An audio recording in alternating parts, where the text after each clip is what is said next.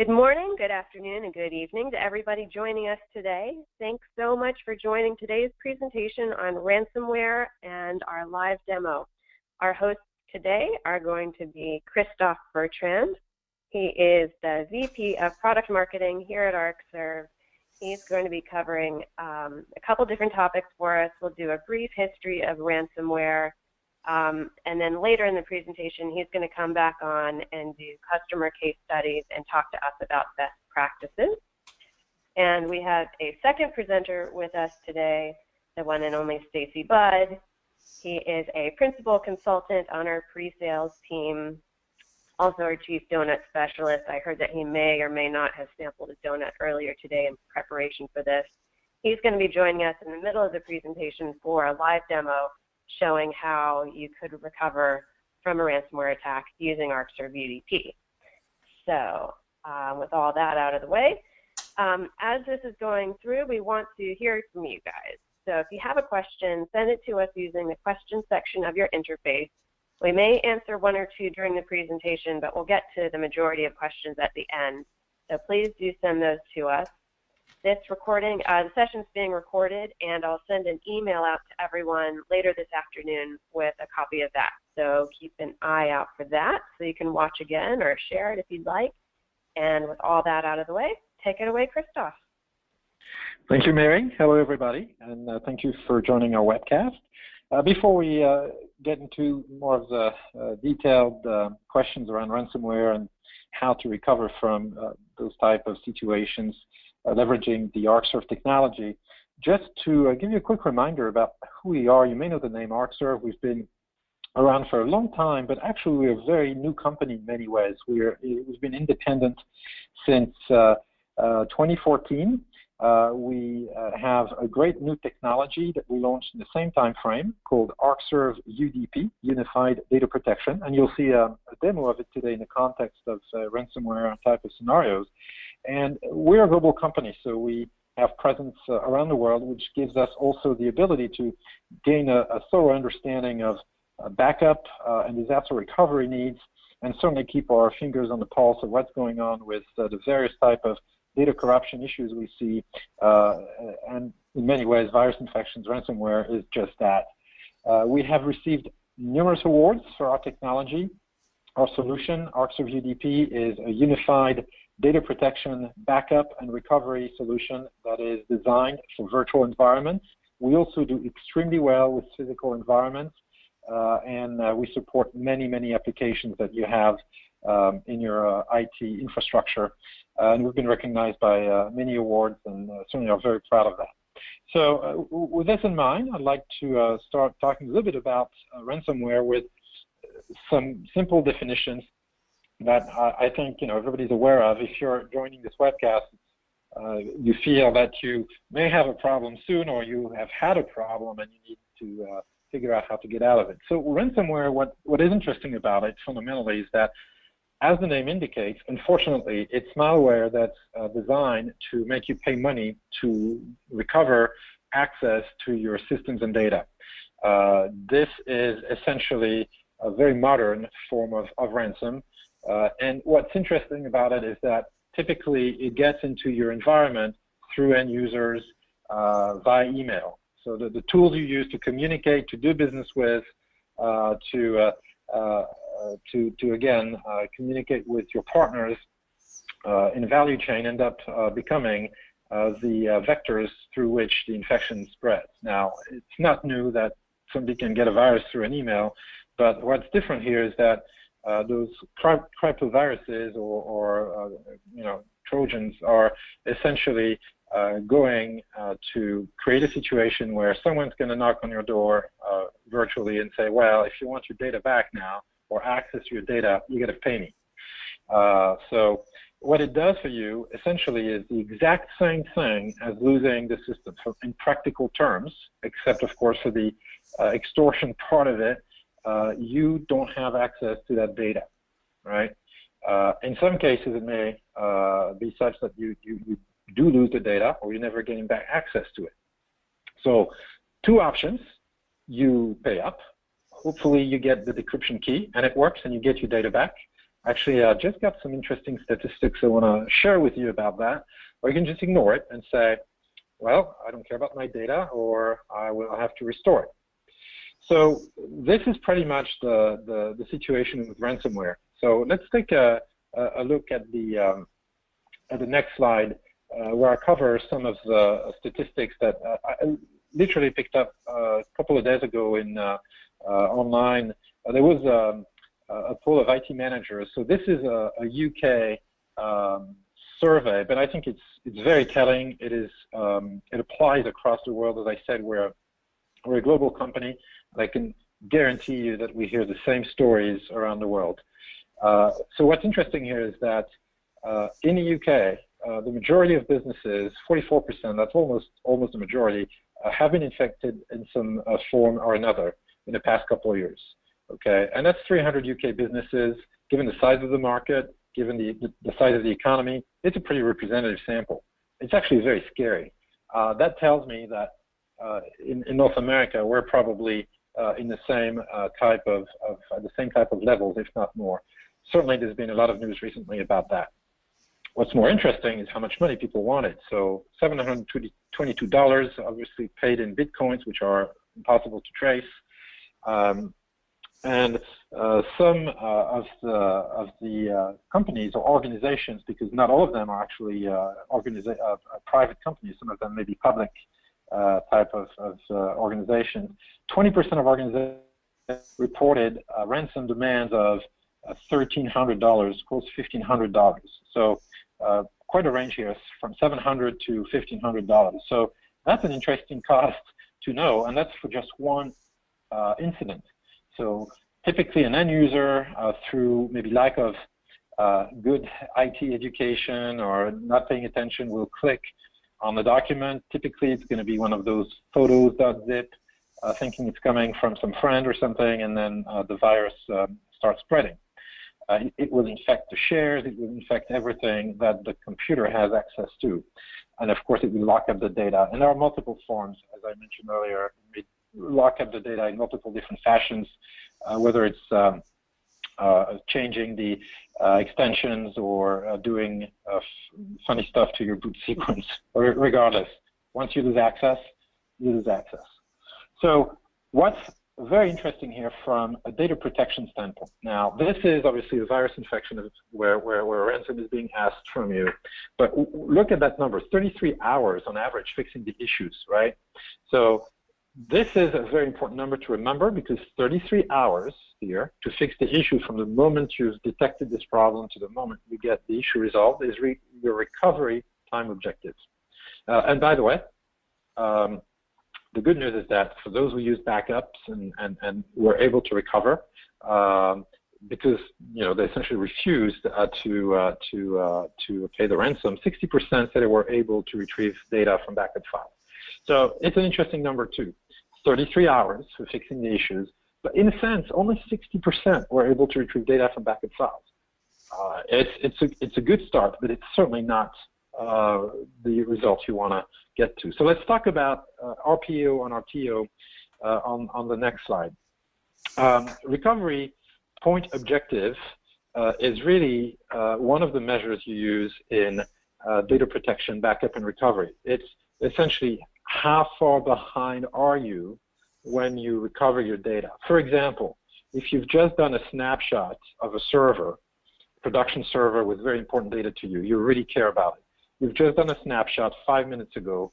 Your recovery point objective, if you were to lose that server, would be 5 minutes. Now, the recovery time objective, which is the other side of the equation, is how long it takes you to actually get that data back online, or that system and its data back online. There are multiple techniques that we can use. You'll see that when our friend Mr. Simpson demonstrates the solution. Many different ways that you can optimize your recovery time objectives and your recovery point objectives. There are some trade-offs, but those are very important. In the case of ransomware, it's very, very critical that you understand when you were infected, because obviously you want to go back to a point in time where data was good. So this is why RPO and RTO, as I said, really apply in very much the same way as you would handle any type of disaster. So here's the good news. We know that those people who have done backups and use backups to recover from ransomware, the majority have been able to recover the data, but not all of them. And there are some best practices out there you need to be aware of. And that's really what we need to talk about. In order to do that, I want to talk to you about UDP. UDP is our Unified Data Protection Solution. I'm going to show you a quick build of the architecture of the solution that Stacy will then demonstrate for you in the context of recovering from malware or ransomware. Our solution essentially is a disk-to-disk backup solution that protects physical and virtual environments. We do extremely well with virtual environments and physical. We cover all your traditional platforms for mid-market environments. And we can also send data off to tape. That's a very important point here, very important point, because that's part of the strategies you're going to be able to use to defeat ransomware should you be in a remediation phase where you have to recover from your backups and for some reason you have to go back to a tape backup. But it's another option, it's another layer of protection. We have built-in replication. We deliver a solution as software.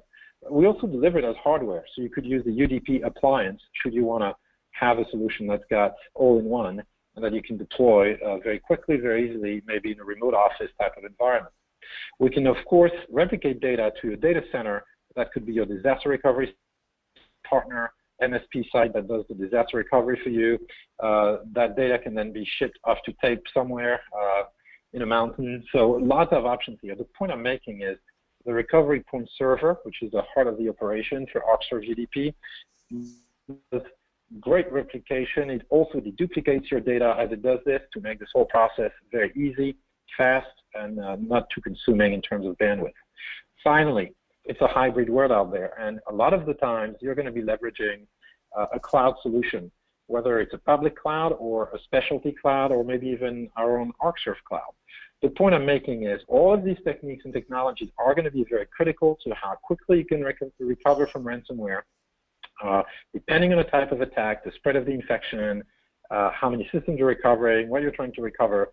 You may be able to recover from all of these sources, all of these destinations, and that's really a very powerful thing. So with this, I would like to turn it over to Stacy Budd. I have a very hard time not calling you Mr. Simpson, but the floor is yours. All right, thank you very much, and good afternoon, everybody. As I get kind of choked up here, must have been that donut this morning. So thank you, Christoph. When we look at UDP, right, Arcserve Unified Data Protection, and how specifically it can help us, recover from ransomware and protect us, you're always going to protect your systems with, best practices, antivirus, those kind of things, and training, hopefully, of your people. But if you're anything like, most companies out there, somebody at some time is going to click on some link or do something that they've been told not to do, but they're going to do it anyways, right? So one of our goals with UDP is to make the product easy enough not only to set up and configure, but also when you need to do a restore and you need to go in and you need to pull your data back, whether it's files, folders, or in this case, entire systems, right? So after we have those systems cleaned or whichever, now we need to restore the data back on it. Maybe I bring a blank machine back online, or maybe in the case of what I'm going to show here is we can go through and we can spin up a backup of a machine, right? If we have a high level of RPO, maybe we're doing backups every 15 minutes, 30 minutes, hour, something like that, we can just bring up that machine, bring it up as a virtual machine. People can start using it right away. We're going to capture those changes, those kind of things.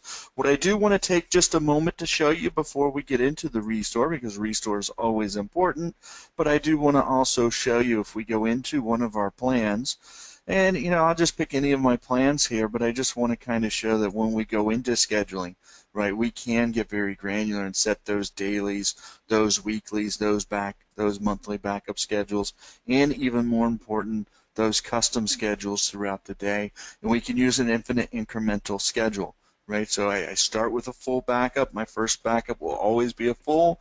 After that, we're going to do incremental backups, and we're going to just do incremental backups. We'll keep you at whatever retention setting that you set within the product, and we'll do that in the background, so it won't affect your machines, right? Your client machines that you're protecting. The point of doing incremental backups are they're going to be a much faster backup.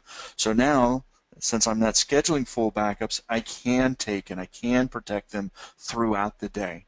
Right, so now, well, if we look at a traditional tape backup solution, it's most likely, I don't think I've seen too many instances in my career that we were actually had somebody using, a tape backup solution more than once a day, right? So an RPO with that is typically daily, 24 hours. Now it can be, as I said, it could be hourly. I tell people even if you do it twice a day, every 12 hours, you just doubled your RPO with that. So you can look at your servers, how critical is that data on that server, and kind of go through and kind of set a best practice, a best plan for the RPO of that particular machine. RTO is going to be a whole nother story. We have several ways to go ahead and affect that. So I can go within my plan. I've already got a daily backup schedule, but I can add on top of that a custom schedule throughout the day. So I'm snapshotting. As I said, we can go down to every 15 minutes, and be very granular with our protection. We have some other methods within the product to kind of speed that backup process up as well for you, so that you can make sure you can get very quick backups of your machines. Once you have those in place, we're going to have a couple of other things that we can do, right? So we can also go in and we can add some additional tasks. So if we take a look, for instance, and now I want to follow some best practices, I want to move my data off-site as well. Maybe I don't have another site. Maybe I want to move it off to disk. We have what we call copy recovery point, which will allow me to move my backup off to a removable disk drive. Plenty of customers do this. They don't want to go to tape. They'd rather go to disk, so that, and then they take and they put it in the bank, right? That's a good example. I've got a lot of customers that do that. Same kind of functionality with tape, right? We can copy to tape, and we can move those backups that we're doing daily, weekly, monthlies, whatever, and move that off to tape as well to give me that off-site capability, as far as that goes. If they do have another location, then we can replicate the data up to that secondary location, whether it's as simple as branch offices replicating the data back to a data center, or replicating the data up to a cloud. Just choosing your source, your destination would be that remote location, and your schedule and your retention policy of all that data, right? Your daily, weekly, monthlies, whatever you want to retain there. Still, look, if you're following the kind of 3-2-1 rule, still this is only part of it, replicating the data off-site. Multiple types of media are usually recommended as well. That's where tape still comes into play some, and that's where you can go through and then on top of a replication task also take and copy the data off to tape, off to disk, removable disk, something like that, to get the occasional set off, completely off, so that you don't have to worry about if you get hit with ransomware or something like that as well. When we look at our recovery options, recovery time objective, right, what are our different capabilities within that? So the first one that I kind of want to show you is what we call instant virtual machine, where we can go through and choose a machine. I'll choose this one down here on the bottom, and we're just going to go through and create an instant VM. Now remember, I said we want to make this process seamless. We want to make it easy for you. So there's a couple of different steps in order to do this. Instant VM, you're going to go in, you're going to select like I did there, you're going to choose your backup. Now, perhaps, you've done some backups since you were infected and you didn't realize it, so that you need to go back further in time. So any of your backups that are still on disk, you would be able to choose those, select next. If your data is encrypted, right, as so many people's data is encrypted, we're going to, now I don't mean encrypted by the ransomware, I mean as part of the backup process, right? We're going to provide that encryption key and hopefully type it in correctly here. Let's try that. There we go. And then we're going to go through and we're going to choose a host that we want to spin this up on. Now, the great thing is if you go with one of the UDP appliances, we do have appliances that include Hyper-V on them. So you can actually choose, to spin up on that appliance itself if you wanted to do that. Or if you have your own hosts, let's say like VMware or something like that, you could point to those, or other Hyper-V hosts, you could point to those as well. We'll select the host down here. And as you see this, it's going to be 4 steps, and I'm going to have my data available to me to pull that data back. And remember, this is only one method. I'm going to talk to you about, a couple other methods like bare metal restore and those kind of things. So we're going to go through, and on an appliance, it would default to the appliance. If you have a software deployment, you would either choose the default, or if you wanted a secondary server to do that recovery process, you could have another server kind of have that role. So the one that you're trying to do your restores from and do everything else from, you're separating the two. So you have one that's going to kind of be your, if you will, your emulation server that will emulate this out. We're going to choose a prefix. So in my case, I'm using VMware, so we're going to see it in vCenter with the prefix. We're going to give it a description in our console, just something so that we'll be able to identify it. We want to capture all those changes that are occurring. It's not very good to spin up a machine and start using it if you're not going to capture any of the changes. So we're just going to point to a folder on that recovery machine that we specified to capture all those changes that are occurring. Now we're going to specify resources, processor, memory, those kind of things. And we'll go ahead and give this one a little bit more memory.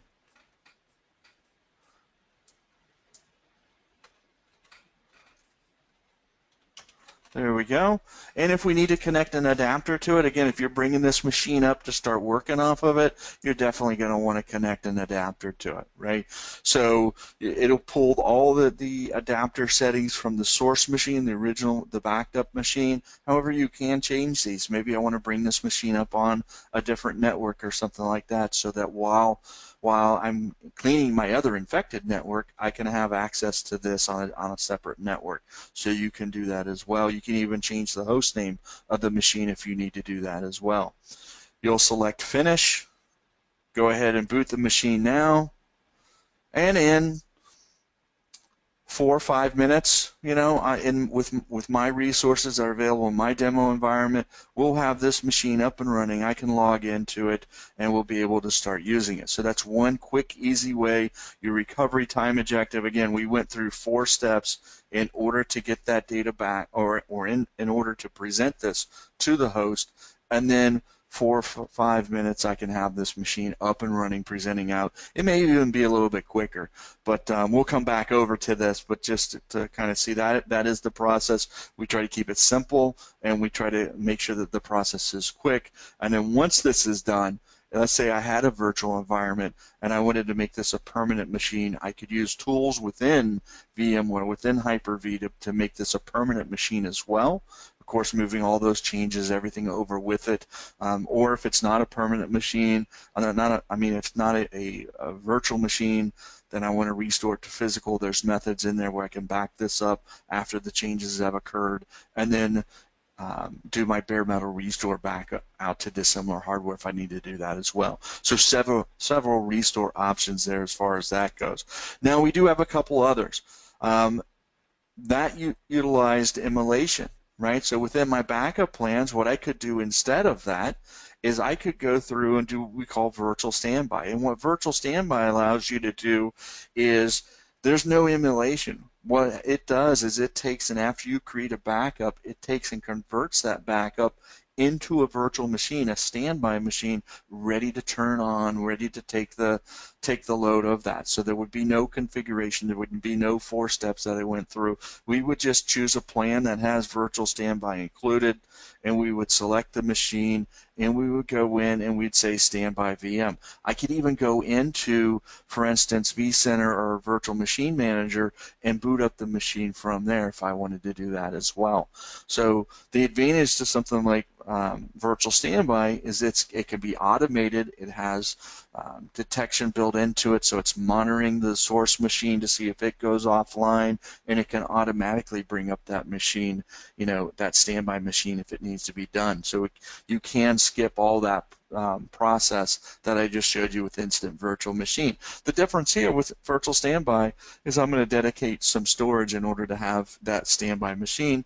Instant VM, I don't need to do that, right? So Instant VM, I get the ability to be a little bit more flexible. And even if I have Virtual Standby, what happens if you're running Virtual Standby, you get hit with crypto, you run a backup, and then you turn around and your Virtual Standby is corrupted as well? That's not a very good solution. That's why Instant VM is still there, to give you more flexibility to come from backups from further back and be able to do that as well. Now we're talking here about full system kind of restore and protection. Of course, with our product, we're going to give you the capabilities to do, individual, file level, folder level restores, database level restores, things like that as well. You'll be able to do, right? But typically, when you're hit with something like crypto, you're concerned about restoring the machine, and as far as that goes, there's always best practices involved.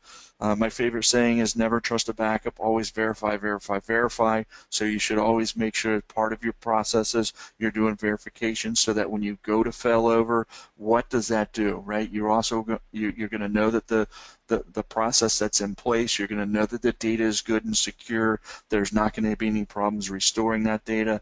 And then also you should always have if you will, a disaster recovery plan in place. What are the steps? What do you do in order to do that? What's the expected time? So you test all this, right? So you would go through and run an instant VM like I just did. Maybe you don't connect it to a network, but you test it, you run it, so you know what your expected time can be. So now when you go through and you talk to your management and things like that, you know what to present to them. And what I really like to say is, really, when we talk to management, not all companies out there have DR plans in place. They don't, and sometimes it's a conversation, that's a little bit difficult to really to get going. You would think in today's day and age that it would be a hot topic, but some people, their method of protection is I'll ignore it until it happens, right, and then I'll worry about it. So I mean, you can push the subject. You can talk to them. This is what the product does. This is how we can do it. What do you need your recovery times to be? What do you need your recovery points to be? Really, this is where it's going to be key. And turn around, and what my point is if management tells me they want a recovery time of 3 hours, let's try to make it an hour and a half, because everybody knows that when you go through and you have that conversation and they're talking about it and everything's cool, calm, that they're under no pressure, right? When they get hit with ransomware or some type of disaster, they're going to be knocking on the IT administrator's door. How long before we get everything back up? They're not going to worry about that 6 hours or 3 hours. They're going to be constantly picking up the phone. How quickly can we get this back up? It's costing us money or something like that. So my advice is take whatever's recommended and let's try to half it, right? So we can be, look here, and then you're the hero, right? And so that's my recommendation on top of there. If we go back over to this other server, look, you'll see that it is logged in. It's up and running. I can go through and I can log into this box now, and I could go through and I could start utilizing whatever's on here, right? So if I needed to go through and access databases, files, applications, things like that, I could definitely do that. So even with my long-winded kind of speech there and everything, you know, I think that that was a fairly quick failover to get that machine up and running. So I hope that that shows you one method, you know, instant virtual machine that can really address, you know, and can be used to, you know, with your RPO, your frequent backups, to kind of help you recover quickly from ransomware. And I think with that, you know, we'll hand it back over to Christoph. Let me just get back over to our slides here. Thank you very much. Good. So there have been a few questions. We'll cover them at the end of the best practices section here. I have a couple of customer stories I want to cover here, and also make a couple of comments and remarks on the basis of some of the questions we've received. So first of all, I think somebody made a very good point around the fact that obviously in the sequence of events, if you're hit by ransomware, you want to make sure you stop the infection first, because otherwise you're going to perpetuate the same problem over and over again. You could recover a machine and then it gets hit again by some other network share or some other part of the network. So first step is obviously to stop the infection. Second step is to assess the damage. What do you need to, what is locked up? What is the problem? What are the problems? And what do I need to recover? And then you can choose based on what you've seen here at a very high level how to proceed, whether you're going to go with an instant VM, a virtual standby, maybe you use a backup from 2-3 hours ago because it's actually been spreading for 2 hours. You don't really know until you do the work up front. The diagnosis part is going to be very important for you to get this taken care of. So now let me talk to you about one of our customers. It's a publishing business somewhere in the world. We keep this information confidential for obvious reasons, and we do thank our customer who gave us the information. So this customer has a few hundred users at this publishing business. And essentially what happened is, one, despite their efforts in terms of educating people and everything else that they do to protect their network, the corruption happened to have spread on from a zip file, photos.zip or pictures.zip, one of those, which came from a spoofed email address that looked like a friendly address. So essentially you got another happy end user that clicked on a zip file from the outside world, and that of course spread on this person's machine. But here's the thing, that's another question that came up, or remark that came up. Guess what happened? The file that was in there was a BART type of virus. Oops, the funny one. Okay, we get 10 for humor here. 10 out of 10. So BART infected the environment, and if you look at what it did, it actually went to the next phase of it was that it spread to a share. A couple of actually NAS devices, if I'm not mistaken. So that created quite a bit of a problem, and they also had some point of sale activity in that business that got affected. So not a good time, not a good day. Luckily, the customer had a snapshot. This infection happened at a 7 a.m. snapshot. The infection happened, it was a Friday, I believe, a few hours later. So in essence, while some of the environment was affected, there was a nearline copy not too far that could be recovered with Arcserve UDP, and after the infection was contained. So here the data loss or the interruption was limited. RPO and RTO were well within parameters that were acceptable for the business. As a matter of fact, if we go to the next component here of the slide, the result was that he got a letter of recommendation from the CEO. However, note the 28 hours it took to determine the source, repair, reverse the damage, etc. Remember that survey I showed you earlier from the UK, 300 businesses, they were saying on average 33 hours. So you can see how this customer here did a little better. But 28 hours, that's a long time. So obviously the first source or the first line of defense is always going to be to have great antivirus, great technology to detect and mitigate the attacks, warn you, etc., and remediate those before they even spread. But it's likely not always going to work. And that's when you have to go through these steps that I just described, and that's when we can come in and help you get back on your feet with data that's not corrupted, that will not perpetuate the problem, and that will allow you to resume business operations. Another example for you comes from a, not very surprisingly, a medical type or healthcare type of facility, and I will again not mention where. I would just say that this is a North American example, and this specific customer was hit with multiple attacks, which is something that, this type of industry has been targeted, and not really a surprise, but multiple successive attacks that were clearly creating a lot of problems in the industry, a lot of bad press, and there's no number you can put on that, by the way. So in order to avoid essentially the operational impacts, to the community they serve, remember this is medical and healthcare, they really have to be very, very careful, and they really have very, very stringent SLAs, right?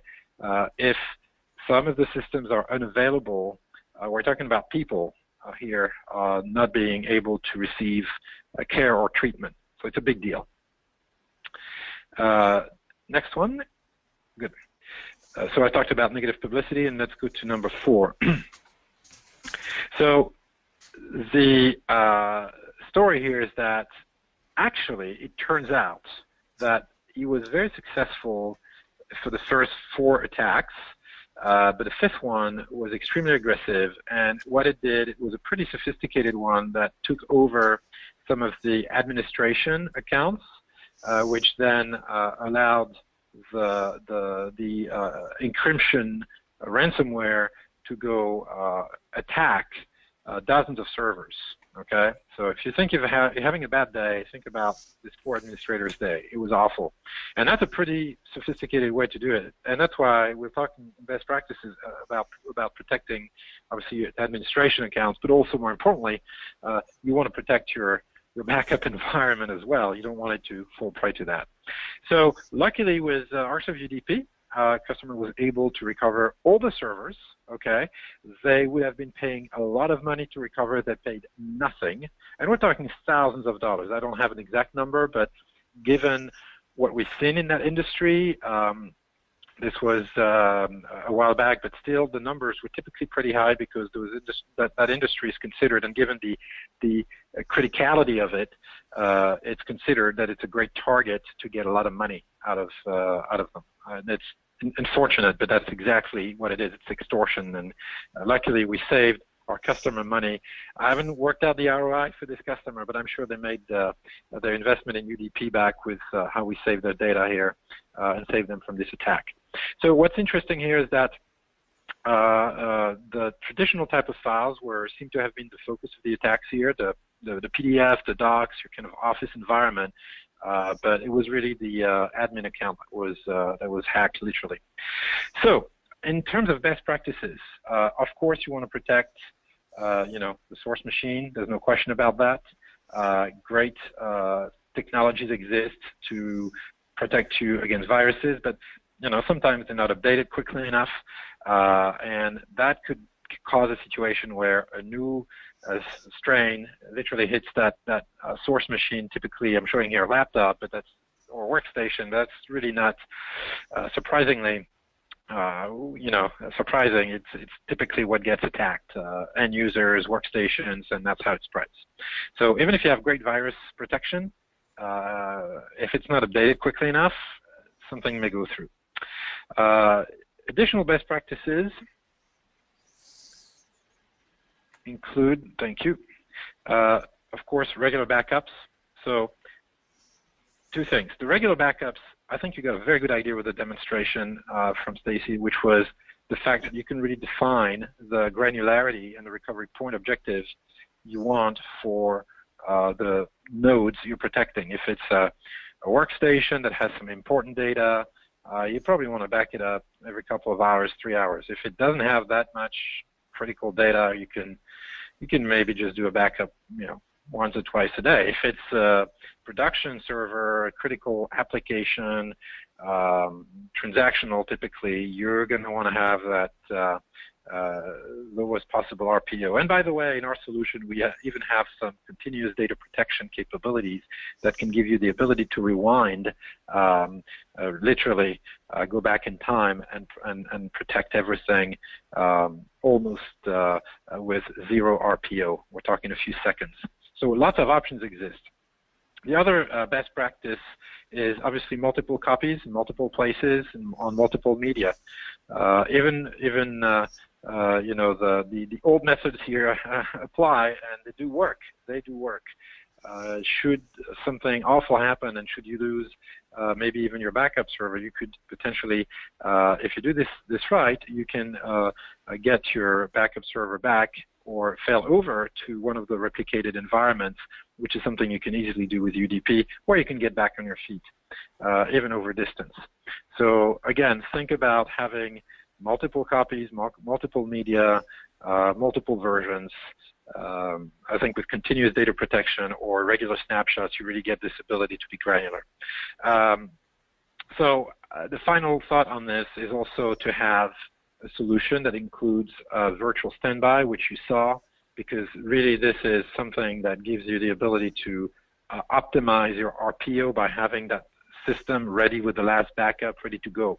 Now, obviously, there are some caveats, as depending on what and when and how you were attacked, but the fact that you have this capability can really, really change the nature of the response you provide and how successful you are. So leverage virtual standby or instant VM depending on the situation. So my conclusion is it's great to protect the source machines, obviously, but think about protecting the protector, which is the backup data. So best practices apply here for administration. You don't want to, you want to make sure you have, you lock up the administration accounts, that you really control and protect those backup servers. In some cases, they can get encrypted. But more importantly, what's nice about our solution is that you can replicate data to multiple sources. You can replicate data to the offsite to the cloud. You can literally replicate the backup server itself, all of its data, onto tape or another server. You have many, or disks, so you have many options to protect the protector here. And obviously having these regular recovery points that are offline and cannot be accessed is really something that you want to consider as part of your strategy. So it goes well beyond just having a great backup schedule. It really goes back to having great protection as a first line of defense, education of end users so they don't click on those .zip files or those infected files, the ability to be very smart and granular about your recovery depending on the criticality of the systems you're protecting, and then protecting the backup environment itself by leveraging multiple sources and destinations. So I will now, I think, switch to the questions part of the webcast here. And actually, I have to tell you, Stacy, I have one question for you, which comes from Jim, and it's a very important question that I think you totally failed to mention, and everybody has a problem with it. Stacy, what's your favorite donut? I like the plain, simple glazed donut. Can't beat that. No sprinkles, no nothing like that. Excellent. I would tend to agree. We will not mention brands, but I'm sure we can get that offline. All right. So I mentioned a couple of my coverage of best practices or remarks that were made. So a couple of questions. Maybe you can take this one, Stacy. Does ransomware only come in via email or mail attachments? So there is Dave. there are multiple ways that ransomware can get onto a network, right? The most common is, of course, email attachments and things like that. But there could be a DNS redirection. You may go to, browse to a website that you go to all the time, and, what you don't know is the ads on the side have been redirected. So you click on an interesting article or something like that, and again, it has nothing to do with that particular whatever website it is. It's just that there's been a DNS redirection. So that's one way to do it. And it's with ads and things like that. It's another common way to get things into the network. And then probably perhaps the most scary way for anything to ever get into the network is from the inside. Right? Somebody brings something in, sometimes malicious, sometimes not malicious. Maybe somebody brings in I kind of hate to admit this, but my wife, she works for a certain medical company, and she will bring in her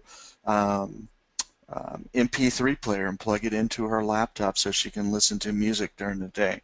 And it makes me cringe because that's one way, right, that now that's usually not ever connected to a network or anything like that, but still it's a way that, something from the outside that could be infected, it gets on the inside and things like that as well. So you have to be very cognizant of your users and your users' practices. Like I said, it could be malicious, it could be non-malicious, and sometimes people are just like, hey, look at this funny email I got, let me click on it and just see what it does. I mean, it happens, right? So even though you tell people not to do it, people still do it. So there's a number of ways. Thank you. Thank you very much, and I think we have a vote for chocolate glazed, actually. Okay. And I will not comment further on that. I would not necessarily agree with that. Anyway, so very good answer. There was a very good question that I'll just take this one. Replication and deduplication applications require some form of database to be used for recovery. So what happens if the appliance fails or is damaged? So yeah, in our case, it's the recovery point server. A very good point from Eli here. And what it is what we do is, by virtue of doing global source size deduplication, we keep essentially blocks of data that are unique in our database. We understand what's on each machine, and we can literally reconstruct or rebuild any system, including what we call bare metal restore, which is recovering the system from scratch, even to the similar hardware type of scenario. So this being said, if you remember from the earlier slide where you see the recovery point server being connected to another server or another appliance, or an appliance connected to another server, it doesn't matter which configuration as long as it's UDP. By definition, you're copying that database that has all of the intelligence to rebuild that server, but also to rebuild any other system that has been backed up by UDP. So that's how we do it. We also have some capabilities to copy data off to tape. We have capabilities to cut a copy of the data store to disk, a portable NAS device, for example, that you can actually use to seed another server. Should you lose, for example, a whole facility, then you use your disaster recovery center for a while, and then you can bring the data back literally by bringing UDP back and recovering from there locally. So many permutations, maybe combinations. What else? Let me see. We have a bunch of questions here. We do not support virtual standby for Unix. We focus on Windows and Linux platforms. Okay, there's a question that's associated here with. However, Christoph, I think that we could add that we do have high availability for Unix. Correct, that's true. Right. We have an agent for Unix for the high availability module. Right. So it's not virtual standby, actually. It's even more granular than that. It's continuous data protection. So that gives you a true RPO of close to 0 in that case. But you have to have the high availability module and that agent. Okay, so here's an interesting one for you, Stacy. Not knowing the settings in the standby VM how does the automatic standby work in terms of normal operations? For example, taking servers down on purpose, server restarts, etc. Would you have to disable it manually, or is there a certain time offline it automatically boots? So I think you're talking about like the virtual standby, and I said how it can automatically take that role. So there's a couple of pieces within there. Number one, you can easily write on the machine in our console, right-click and pause the monitoring, right, so the failover doesn't happen, right, while you're doing any maintenance or anything like that on there. Now that doesn't pause the creation of a virtual standby, so I could still be backing up my machine, doing whatever, and then a new virtual standby machine created as far as that goes. So that would be the first step to that, right, to be able to do that. You can easily pause, restart. You can pause the creation of virtual standbys. So if, for instance, you suspect something may be going on, you want to stick with the current virtual standby machine. You're still going to back up your machines, but you don't want to create new standby machines until you're confident that nothing is going on. You can definitely do that. Now, I would say go ahead and leverage Instant VM in that case instead. And then the last kind of answer or piece to your question there was, more in configuration. As you as you configure virtual standby, you will configure the resources for that machine, but also once that machine's up and created in either Hyper-V or VMware, you would be able to go in and edit that machine up there. It's a regular virtual machine created, so you could edit it like you would edit any offline machine and settings and all those if you wanted to do that. And you can also go in and set a manual failover instead of an automatic failover. So we have several methods there on the way to do that failover. So you could right-click on the machine and say standby. You could have that be automated. You could go into vCenter or to Virtual Machine Manager and start them up through there as well if you wanted to. Great question. Perfect, very comprehensive answer.